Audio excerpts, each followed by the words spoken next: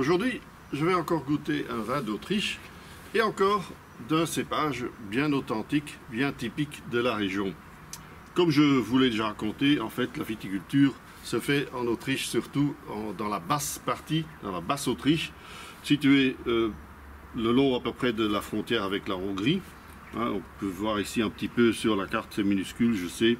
Mais donc en fait, ça c'est la partie ici qui se trouve dans la partie nord du pays. Et le vin que nous allons goûter provient du domaine Lett, situé dans le Wagram, c'est la région particulière, pas loin donc tout près du Danube, Afels am Wagram. Et en fait, c'est une région très propice à la viticulture parce que vous voyez déjà les jolis coteaux situés donc un peu plus loin du Danube, parce que tout près du Danube, vous avez plutôt une zone plus plate, plus rocailleuse. Mais là, en fait, le terroir de ces coteaux est composé de ce qu'on appelle l'euse, c'est-à-dire c'est un terroir de sédimentation apporté par le vent il y a des millions d'années, qui provient des glaciaires en fait. Et cette couche de l'euse peut être vraiment très profonde, 10 à 30 mètres de profondeur. Vous voyez ici comment les arbres, mais donc aussi la vigne s'enracine profondément. Et l'avantage, c'est que la vigne y trouve tout ce qu'il faut comme minéraux, etc. Mais aussi suffisamment d'humidité, parce que les étés, là-bas, sont souvent chauds et secs. Donc tout ce qu'il faut pour faire de très très beaux vins.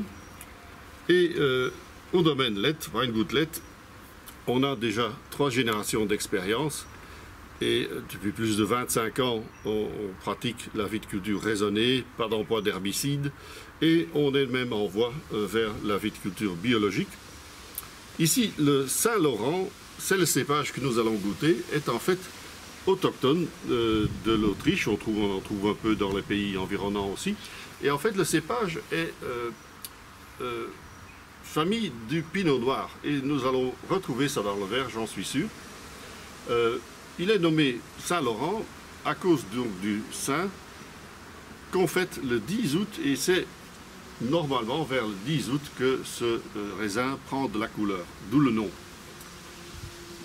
Ici, c'est de la réserve, il est donc cueilli manuellement et on n'utilise que vraiment le meilleur de la récolte pour ce vin-là, qui va être vinifié avec des levures indigènes pendant une quinzaine de jours à 28 degrés à peu près, pour ensuite être élevé 15 mois en barrique, mais pas de barrique neuve, des barriques usées, donc de 1 à 3 ans, justement pour ne pas écraser et pas camoufler ce joli fruité typique de ce cépage.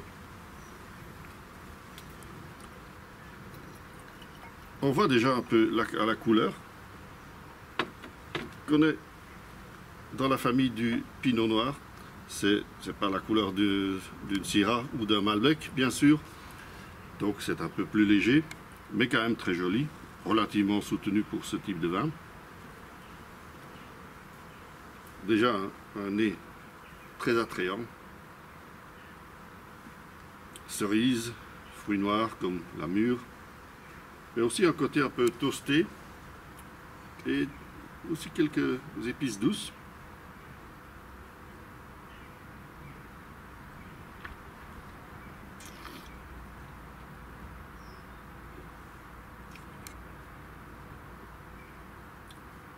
Alors en bouche, il ne cache pas qu'il est le petit-neveu du Pinot Noir. On a vraiment ici un vin très élégant, très fin, raffiné, très jolie moitière fruitée, très séveux, très équilibré avec une acidité très fine, et avec de petites notes boisées, vraiment pas trop présentes. On retrouve ce côté très légèrement épicé aussi. Une belle longueur en bouche, vraiment un compagnon idéal sur les volailles fines telles que le pigeonneau ou les viandes blanches.